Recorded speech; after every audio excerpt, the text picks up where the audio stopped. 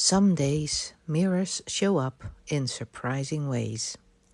A few days ago, while walking my dogs, I ran into a situation that stirred fear in me.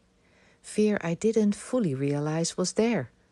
A woman told me I was not allowed to let the dogs roam free, even though I had checked the rules and made sure we were being responsible, trained them thoroughly, and that they never bothered other people.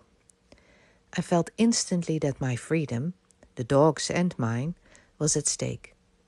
The fear that came up is part of a pattern I've been carrying for a long time, even from past lives.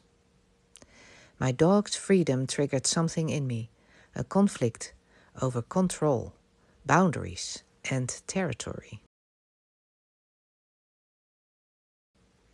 When I traced this fear back, I discovered it was not just a past life memory, it was a soul fragment from that time. A part of me that never felt safe again after that life, where I was a wood sculptor whose freedom and art were destroyed. That fragment came with me into this life to protect me, and I realized today I actually lived as that fragment until I was about 16. People used to tell me, "Enjoy your youth," but I couldn't. I felt the world was unsafe, as if being visible meant danger. When I was 13, I even drew myself like that, closed in, dark, trying to be invisible and disappear. At 16, more of me came in, the part that lives, creates, and stands up again.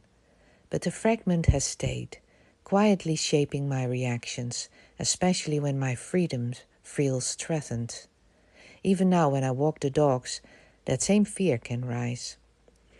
The bladder infection that now returns each time after I return from a dog walk reminds me my body is helping that part to heal. What German New Medicine calls a territorial conflict, now finding balance again. I see it as body and consciousness working together, integrating what was once split.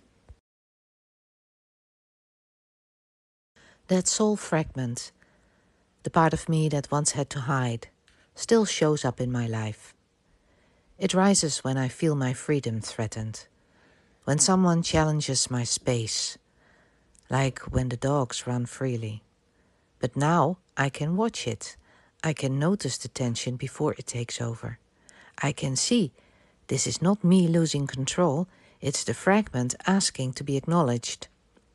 The bladder infection, the subtle fears, even the body's reactions, they are part of this ongoing conversation. I can step into awareness, feel the fear, and allow my body to finish its healing. The mirror, in the form of this woman telling me what I am not allowed to do, is not against me. It is the invitation to bring all parts of myself back home. And in my upcoming circle, we will explore these reflections together, in real time, not just in understanding. Watching, noticing, integrating. This is how wholeness returns.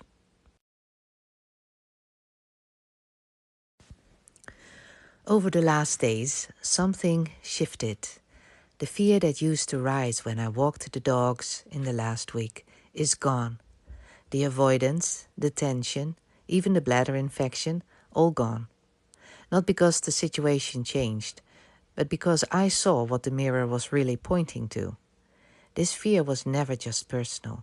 It's almost archetypal, a deep human fear of being the individual in the face of the system, a system we ourselves created when we were afraid. We built rules to feel safe, we built structures to control what scared us, and then we forgot that we built them. So when we meet the system now in a stranger's voice, in a rule, in a threat, it can feel like something bigger than us, deciding who we are allowed to be. But the system is only ever a mirror. It shows the place where our inner freedom still contracts. And when that contraction dissolves, the system loses all power. That is what happened for me. Not because I fought it, but because I saw through it. This is the kind of clarity we explore in the circle, where your mirrors become gateways to freedom, not fear.